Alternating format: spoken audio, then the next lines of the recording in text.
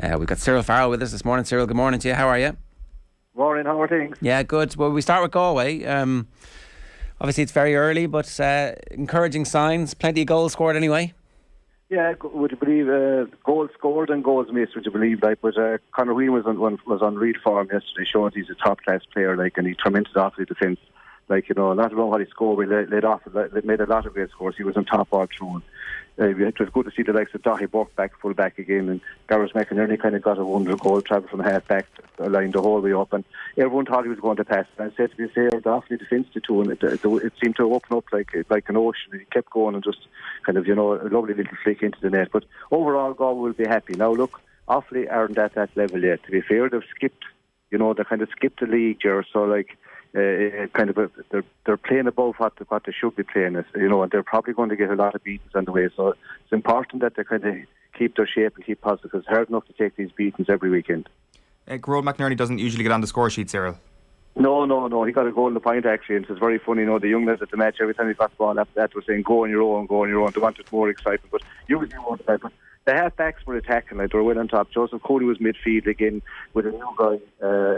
Ronan Glennon with them. They played quite well, they'll be happy enough, but they'll find out better where they are next weekend against Limerick.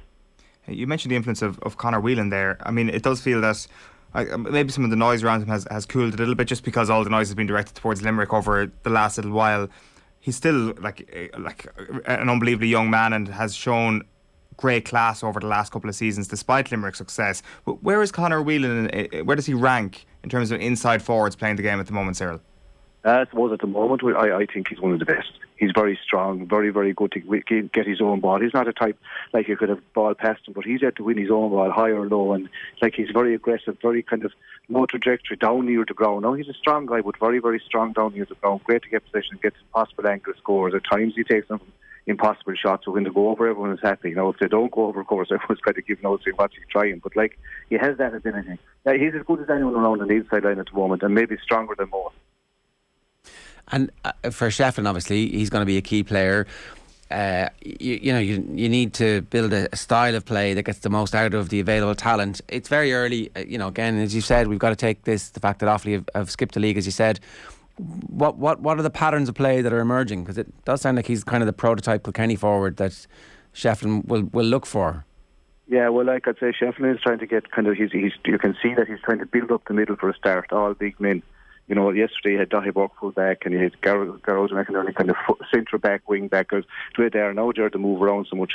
Midfield, he had Joseph Cooney and Ronan, the young Glennon, they're big men as well. And he had a Jack Hastings inside centre forward. Now Jack would play most of his club. He plays all his club hurling with Limerick, but he has a back, but he's a big, strong fellow under the high ball. Now, he had a good first half, kind of faded the second half, but you can see what he's trying to do. It's more to build with strength up the middle. And Henry would be like, say, from the Cody school, he'd expect everyone to be able to win their own ball. Okay, he likes to pass them, but you have to win your own ball first. And you can see that kind of coming into the play. That's pretty much in the context of Limerick, Cyril. Is this, if we're calling it straight here, that they are leaning into the fact that they are a team who seem well capable of matching them physically? Well, yeah, like that. Yeah, that's the they're the template now. I suppose really they're the benchmark. Even though I'd say they got a surprise yesterday. And it was a great lift for Wexford after being hammered the week before by Dublin. But just shows you the mantle of champions. It's hard to win every game. Not that won't worry them, because early in the year they'll still be hot players to All Ireland. But people are beginning to show what you have to do to beat them. What is that, do you think? Well, I think first of all you have to, you can't give them easy possession. You have to fight very, very hard on every ball. You have to crowd the middle really, and when they have the ball, you don't have to dive in. You have to kind of cover their runs. Everyone has to cover their run. If there's a wing forward going up the pitch, say the corner forward has to go with his man. Everyone it's all defence once they're on the ball, because if you give them space, they're very good at kind of these flick passes 20 or 30 yards, when they have everyone moving. And, that's the one thing that Wexford did just, they made it a battle. Now, anyone that goes down to Wexford Park, it's going to be a battle anyway, because the more than Pearse Stadium, there's always a breeze in the place, and they're very used to it down there. It was a great, yesterday, it was a great day for them, and it was it was a wake-up call probably to Limerick, and it won't make it any easier for Galway going up next Saturday night to Limerick, because now Wexford or Limerick will be kind of saying, forward, we have to get our act together. Mm. That's brilliant timing for that fixture as well. Like, it's interesting when you talk about what Wexford tried to do yesterday to make it a battle for Limerick. It felt that Waterford had some success in doing that in the early stages of their game in the championship last year against Limerick, and obviously kind of Limerick blew them away after that. Is it a sense, Cyril, where you almost need to pick your moments against Limerick, where you tear into them for a little while and almost need to just time your challenges and time the ferocity of the challenges a little bit better, rather than saying we're going to do this for 70, 80 minutes? 100% sure, because like last year what Waterford did for a good while, but weren't there to maintain it. So as you say, when you're attacking, when you're fighting for this ball, you have to be ferocious in it. But when you're defending, you have to be the very same. And there's time when you have to just, everyone goes into defence mode. And Waterford are getting, they're a bit like Limerick that way. They're developing on the whole time. But the big thing yesterday for Wexford is the likes of Paddy Folio's back on the pitch again. A big influence in Wexford. Matthew Hanlon. They had great games at the back. Now, the goal was maybe fortuitous enough, but it was a good one. Young Dwyer kept going. Okay, he scrambled a good few yards, but like, he got a shot in. You don't usually get away with a shot. Like, that Limerick full back line is still very, very good. Like, they didn't let anyone down yet, but definitely it was a kind of a day. Matthew Hanlon, Paddy Foley, these guys really stood. They're strong men, and they stood up to the mark, and they'd relish that kind of a challenge.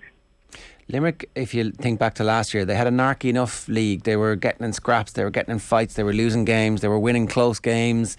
There was red cards, there was some red cards that weren't given last year. That's kind of like, that's in them now in the league. Do we run the risk of reading too much into this, or is this actually... yeah, look, you can't read this time of the year. Like, you're doing well to keep warm, and certain players will be up. That was a big game. No, it was a big for Limerick, but it was a big game for Wexford yesterday, especially after kind of failing to perform against Dublin. Like, Darragh Egan, the new manager, and he wouldn't, whatever about be beaten, his performance, like the lack of fight the day against Dublin, I'd say, was alarming to him, and he made sure that definitely was going to happen yesterday, no matter what else happened. That they were going to kind of, die with their hearts, kind of pump, and they were going to pump it into everything. They treated that game more like a Leinster final or an All-Ireland final. Limerick were just going down to play, and maybe Limerick would good. Well, they don't that many new lads, but maybe they'll begin to believe the hype about themselves, which can be a very dangerous thing. But I believe they've got the surprise or the shock in time to rectify all that. What about the depth of this Limerick team, Cyril? Do you think that there is enough there? Say, it's impossible to avoid the comparisons between Limerick and the great Dublin team, and the hallmark of that Dublin team was the substitutes that they could bring on that were just as good as the lads coming off. Do Limerick have that same level of depth? Well, they tried a few yesterday, like young Coughlin's a good hurler, wing back, and O'Neill up front is a good hurler. But you see, it's hard enough to, they're playing colleges hurling now at the moment too. Like, they're playing freshers, them two guys. It happens with UL. But they are good hurlers, and there's other lads there, the fringe players there. There's a few from the Piercy who aren't on the panel at the moment, but I expect to get back on again to David Dempsey, these guys. They're still good hurlers, and they're strong. They've been around the clock. But look, Limerick, they'll try to avoid injuries, and when they have everyone back on song, they're still the team to beat. Like, they're not going to be gone overnight. Like, they'll take this in their stride, and just to kind of use it as a learning exercise. And it's for John, for Kiley and Kinnerk, it's happy hunting ground for them, because there's something to work on again. That now, look, lads, this has happened. Don't mind the papers or the pundits. There's all the praisement that you have to get down to work. That's what they'll be doing. I'd expect them to bounce back. This weekend's kind of an early marker then for Galway potentially, Cyril. Yeah, it is. Yeah, it's early for Henry in the sense he'll know where his players are, and he'll know where the new lads are. Like, we kind of know what you're going to get out of Dahi Burke and Joseph Cooney and these guys. You don't know about the new lads. It's nice yesterday to see like Tom Monaghan, who's been there before, Ger, but was always injured. He had a fine campaign last year in his club, Crockwell, and he showed it again yesterday. The other lads are coming in now. Most of them are playing Fitzgibbon hurling with the two colleges in Galway, and they're kind of out during the week. Brian Concannon kind of kicked off yesterday injured, and that'll be a concern for Jeffrey Linsky, who's over the NUIC team, because he's good. He's one of kind of the regulars as well. But a lot of these guys are playing double matches during the week, so Fitzgibbon will be soon over, of course. It'll be just down to Galway then, or down to the single county. You can take the invitation here to overreact to anything you've seen so far in this calendar year, but who do you think is the second best team in the country at the moment? Well, do you know a team that's impressing me at the moment now? I know it's early in the year, and they only drew yesterday home, but Dublin are impressing me, because everyone is telling me, well, they're very, very fit. But you can see the pattern in their hurling, they're at it. Matty Kinney has them at it for 3 or 4 years. They're playing the short ball, the long ball. They're supporting play off the shoulder, taking teams on with the running game. Now, yesterday, I only saw a bit of it in the highlights. I didn't see it all, but yesterday the two teams were the same. Waterford play the same as Dublin, or Dublin play the same as Waterford, more or less like Limerick, and maybe just not up to that level yet. A great game. I expect, to me, so far, at the start of the season, Dublin has been the team that has impressed me in the sense that it was a beating yesterday not to get defeated, that they got the draw, and they're kind of going about their business every day, and it'll be interesting to see can they maintain this during the year. If they can, they're going to be the dark horse, especially in Leinster. When I say dark horse, to me now, they are playing well enough to be contenders for anyone, but they're still new on the block because people expect them to be very fit this time of the year, and then it comes down to the real hurling that they won't push through. But maybe this group are a bit different. They're a good few years of Matty Kitty, and you can see they all know what one another is doing, or trying to do anyway. Cork obviously need to overcome the ghost of what happened to them in the All-Ireland final last year. No better way than to rack up a big score. I'd love to see them come through a close game in the next couple of weeks, just to see that there's no hangover. That is you fellas like coming through from that a very good under-20 team as well. Look, Cork are very good hurlers. Like this, their skill is lovely to watch, and if you give them room, as I always say, if you give them room to dance, they will dance. But even beating player well Saturday evening, they still conceded a lot of scores as well, which is worrying. But on their day, they can, they'll hurl anyone. Look, last year with Limerick, with their physicality and type of hurling, just blew them out the gate, which they're capable of doing to anything. But I think Cork will learn from it. And, their underage structure has gone very strong the last few years. So, it's bound to come through eventually. They don't need much to give them confidence in Cork. They'll be, even getting beaten, to be fair to them, they'll always stick to their own. They're confident in it. A win or two in the right places. But, Munster is tough, the championship in Munster is very, very... It's a savage championship, so that's going to be a test for them. But I expect them, they have good hurlers, and it's eventually going to come through.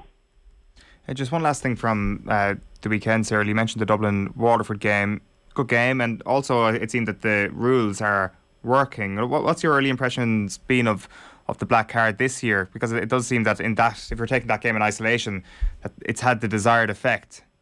Yeah, I think, Joe, it'll be past Congress that will come in fully. Whenever they have a look at it, it seems to be working anyway. A lot of the hurling fraternity didn't want to come in saying they don't need it, but you can see that they do need it really, and it's working well. And it's the referees' interpretation of it. That's the big thing really. But to be fair to the referees that I've seen in the last few weeks with the Welsh Cup now and with the league, that they're doing very, very well. With all the little tweaks, a lot of the supporters that be roaring at them don't know the rules. It's important that they explain it to everyone. But I can see it being kind of coming in for permanent. And it was lovely to see yesterday as well, no break, because these breaks would turn out to be like volleyball or that you could, you make the first 15 or 17 minutes and you survive. And I know it was supposed to be a water break, but everyone was used as a coaching break as well. And you could reorganise yourself and reset yourself. And you usually found that the team that was doing well in that before the first water break, the other team, the opposition did better the second time around. So now, if you're under the cosh,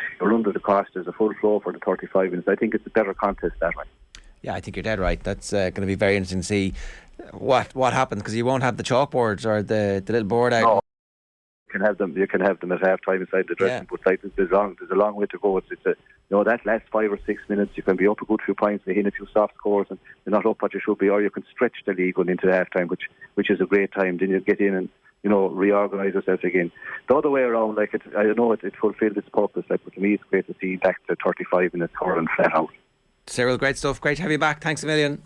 No problem, thank you. Cyril Farrell giving us some thoughts on the weekend there. The thing about the black card and that's not a goal scoring opportunity, but Kyle Hayes gets the ball in the half backline, it's a goal scoring opportunity. Carol McInerney gets the ball, it's a goal scoring opportunity. Do you know, he's too far from goal? No, this is hurling, you can score from anywhere.